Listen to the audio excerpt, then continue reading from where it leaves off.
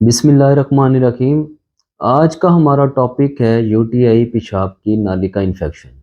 कि बड़े बच्चों में पेशाब की नाली का इन्फेक्शन क्यों होता है, इसकी क्या वजूहात हैं, बच्चों में इसकी क्या अलामात अपेयर होती हैं और इसका क्या इलाज है। हमारे यहाँ ज़्यादातर फीमेल बच्चियाँ जो हैं बड़ी, उनके अंदर ये बहुत कॉमन पाया जाता है। इवन गर्ल्स के अंदर 75 से 90%, 79 से 90% तक बच्चियों के अंदर ये इन्फेक्शन होता है और 5 से 10% तक ये मेल्स में होता है। इसकी सबसे बड़ी वजह बैक्टीरिया होता है। बैक्टीरिया इकोलाई सबसे बड़ा कॉमन है। इसमें सबसे बड़ी वजह बैक्टीरिया है और बैक्टीरिया जो है मोस्ट प्रॉब्ली इकोलाई। इसके अलावा क्लबसेला हो सकता है, प्रोटीएज हो सकता है, इवन वायरल इन्फेक्शन भी बच्चियों के अंदर या बच्चों में हो सकता है। अब इसकी वजूहात क्या हैं या कौन से वो रिस्क फैक्टर हैं जो कि यूटीआई होने की वजह बनते हैं। सबसे पहले तो रिस्क फैक्टर है फीमेल्स। दूसरा रिस्क फैक्टर जो है वो है अनसर्कमसाइज्ड मेल्स। वो बच्चे जिनका खतना नहीं हुआ होता, उनके अंदर भी यूटीआई होने के ज़्यादा चांसेस होते हैं। तीसरी वजह है टाइट अंडर क्लॉथिंग, यानी कि जो अंडरवेयर का हम इस्तेमाल करते हैं वो बहुत ज़्यादा टाइट हो तो पसीना आता है। वो पसीना जो होता है वो भी पेशाब की नाली की वहाँ से जरासीम जो हैं शिफ्ट होते हैं पेशाब की नाली में।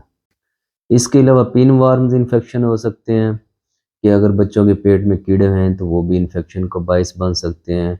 इसके अलावा अगर बच्चा कॉन्स्टिपेटेड है, बच्चे को कब्ज़ है, तो वो भी सबसे अक्सर ये होता है कि डिहाइड्रेशन की वजह से हो रही होती है। तो बच्चों के अंदर कॉन्स्टिपेशन भी यूटीआई की अक्सर वजह बनती है। इसके अलावा प्रेगनेंसी, क्योंकि प्रेगनेंसी के अंदर अक्सर जो फीमेल्स होती हैं वो ज़्यादा हाइजेनिक जेनिटली एरिया की ज़्यादा हाइजेनिक कंडीशन अच्छी नहीं रख पाती, जिसकी वजह से अक्सर यूटीआई होने के चांसेस होते हैं। लास्ट में है एनाटॉमिकल एबनॉर्मलिटी के पैदाइशी तौर पर ही जेनिटली रीजन की कोई एनाटॉमी चेंज हो, तो उस सूरत में भी बार बार यूटीआई होने के चांस होते हैं। अब हम नेक्स्ट आते हैं कि बच्चों के अंदर, बड़े बच्चों के अंदर इसकी क्या अलामात अपेयर होती है। अगर किसी बच्चे को यूटीआई होता है तो सबसे पहले ये होगा कि बच्चे को डिसयूरिया होगा, पेन यानी कि पेशाब करते हुए उसे जो होगा वो दर्द महसूस करेगा, या बच्ची जो होगी वो जलन महसूस करेगी। इसके अलावा पेशाब रुक रुक के आएगा, थोड़ा आएगा और बार बार आएगा। इसके अलावा बच्चों में हाई ग्रेड फीवर डेवलप हो सकता है बच्चों के अंदर। इसके अलावा उल्टियाँ लग सकती हैं बच्चों को। इसके अलावा बच्चे अक्सर या बच्चियाँ कंप्लेन करेंगी कि सुप्राप्यूबिक रीजन यानी कि नाफ और जेनिटेलिया का जो रीजन है उसके दरमियान वो पेन महसूस करते हैं।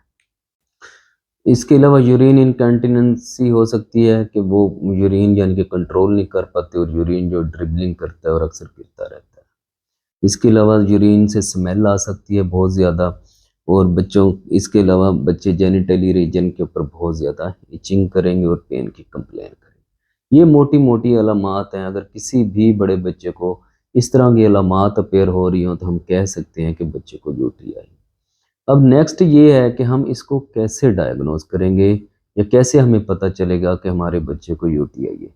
इसका सिंपल सा तरीका है कि अर्ली मॉर्निंग हमने जो फर्स्ट यूरिन होता है, तो यूरिन करते हुए उसकी मिड पॉइंट पे हमने यूरिन कलेक्ट कर लेना है और उसको हम लैब में भेज देंगे। अगर उसमें पस सेल पॉजिटिव आ रहे हैं, मोर देन 5 जो है काउंट हो रहे हैं, तो हम उसको एज ए यूटीआई कंसीडर करेंगे।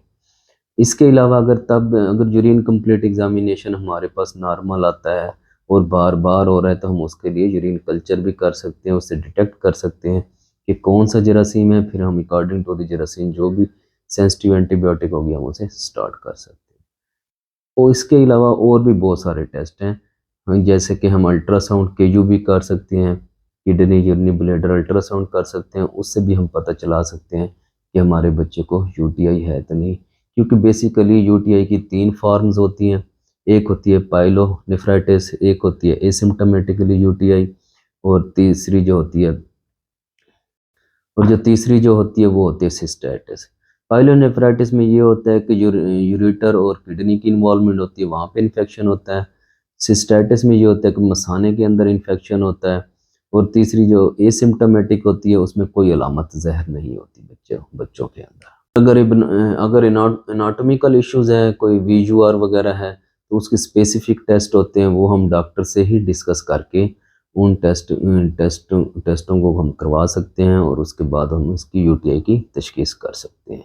जैसे डीएसएमए स्कैन्स होते हैं या फर्दर और स्कैन्स भी हैं जो कि सिर्फ एनाटॉमिकल कंडीशंस, अगर एनाटॉमिकल एबनॉर्मेलिटी हो तो उसके अंदर कराए जाते हैं। अब नेक्स्ट हमारा लास्ट यही है कि हम इसको कैसे ट्रीट कर सकते हैं। एक तो आपने वाटर इनटेक बच्चों का इंक्रीज़ करना है। दूसरा ये कि बहुत ज़्यादा टाइट क्लॉथिंग नहीं करनी है, अंडरगारमेंट जो है बच्चे या बच्चियों की वो बहुत ज़्यादा टाइट नहीं करनी। हाइजेनिकली हमने जेनिटलिया रीजन को क्लीन रखना है। दूसरा, अगर किसी बच्चे को यूटीआई हो गया है और उसमें जो भी सिम्टम्स अपीयर हो रहे हैं, हम according to the symptoms treat करेंगे। जैसे कि अगर बच्चों को उल्टियाँ लग रही हैं तो हम एंटीबायोटिक दे देंगे, अगर बुखार हो रहा है तो हम फीवर कवर करने के लिए ब्रूफिन और पैनाडोल का इस्तेमाल कर लेते हैं। और थर्ड है एंटीबायोटिक, अगर यूटीआई कन्फर्म हो जाता है आफ्टर लैप्स तो हम एंटीबायोटिक स्टार्ट करेंगे, क्योंकि हर बच्चे का अपना एक वेट होता है, तो हम वो डॉक्टर से प्रिस्क्राइब कराए बगैर स्टार्ट नहीं कर सकते। और अगर कोई एनाटॉमिकल इशू है तो उस सूरत में जो है हम बच्चे को पीडियाट्रिक यूरोलॉजिस्ट होते हैं, नेफ्रोलॉजिस्ट, हम उनसे उसका एग्जामिनेशन करा के उसके बाद ही उसका स्पेसिफिक ट्रीटमेंट होता है वो स्टार्ट करवा सकते हैं। अगर सर्जिकल इशू है तो हम उसको सर्जरी के अकॉर्डिंग डील करें। ये थी मोटी मोटी इन्फॉर्मेशन अबाउट यूटीआई यानी कि पेशाब की नाली के इन्फेक्शन की। अगर किसी बच्चे को घर में यूटीआई हो जाता है तो हम ये बेसिक उसका नॉलेज है जो हमें पता चल गया। शुक्रिया। अल्लाह। ये थी